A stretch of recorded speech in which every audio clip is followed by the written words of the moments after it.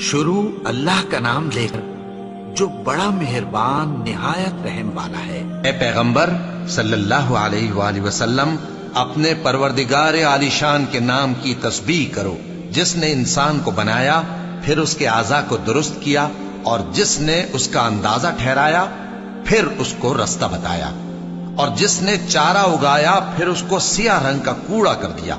اے نبی صلی اللہ علیہ وآلہ وسلم، ہم تمہیں پڑھا دیں گے، پھر تم فراموش نہ کرو گے، مگر جو اللہ چاہے۔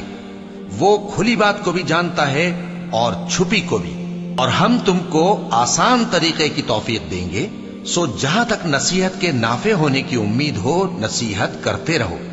جو خوف رکھتا ہے وہ تو نصیحت حاصل کرے گا، اور بے خوف بدبخت اس سے کترائے گا۔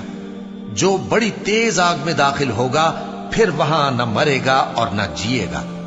بے شک وہ مراد کو پہنچ گیا جو پاک ہوا، اور اپنے پروردگار کا نام لیتا رہا اور نماز پڑھتا رہا۔